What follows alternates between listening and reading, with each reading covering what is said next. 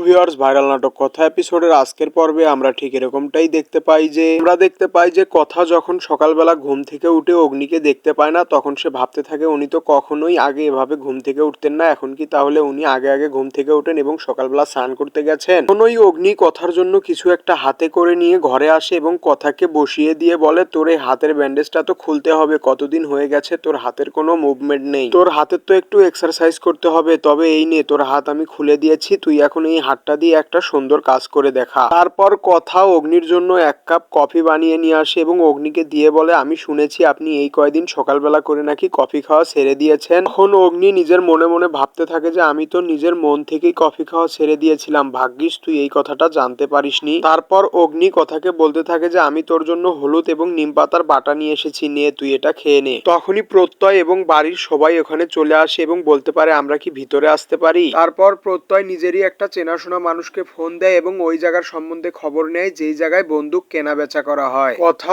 অগ্নি ও বাড়ির বাকি লোকরা সবাই মিলে ছদ্মবেশে সেই মার্কেটে চলে আসে। সেই মার্কেটে প্রত্যয়ের সেট করা লোক ছিল। সেই প্রত্যয়ের সেট করা লোক প্রত্যয়কে এসে বলে যে আজকে এখানে গুলির অনেক বড় একটা কারবারি হবে, তাই আজকে ওস্তাদের মন ভালো আছে, আপনারা ফুসকিয়ে ফাসকিয়ে ওস্তাদের পেটের কথা সব বের করে নিন। সবকিছুই ঠিকঠাক চলছিল, তখনই অগ্নি কথাকে হঠাৎ করে সাইডে নিয়ে যায় এবং বলতে থাকে যে তোর তো ওষুধ খাওয়ার টাইম হয়ে গেছে, নে তুই এই ওষুধটা এখন খেয়ে নে। তখনই কথা অগ্নিকে বলতে থাকে যে আপনি কি পাগল, এই সমস্ত কিছুর ভিতরে আপনি আমাকে ওষুধ খাওয়ার কথা বলছেন? উনি বলে কেন, তুই কি এই ওষুধটা খাবি না? তারপরে অগ্নি জোর করে কথাকে সেই ওষুধগুলো খাইয়ে দেয়। তারপর ওস্তাদকে ওখানে আটকে রাখার জন্য কথা ও বাকিরা সবাই মিলে নাচ করতে শুরু করে দেয়। এইদিকে তলায় তলায় বন্দুকের কারবারি ঠিকই চলছিল, সবকিছুই ঠিকঠাক চলছিল। তখনই প্রত্যয়ের মানি ব্যাগটা ওস্তাদের পায়ের কাছে পড়ে যায়। তখন ওস্তাদ যখন দেখতে পায় সেখানে একটি পুলিশের আইডি কার্ড, তখন সে বুঝে যায় যে এখানে একটি পুলিশ অফিসারও আছে। পরবর্তী পর্বে ওস্তাদ যখন প্রত্যয়কে সামনে আসতে বলে, তখন অগ্নি বলে এই পুরো মার্কেটে আমাদের লোক ঘেরাও করে আছে।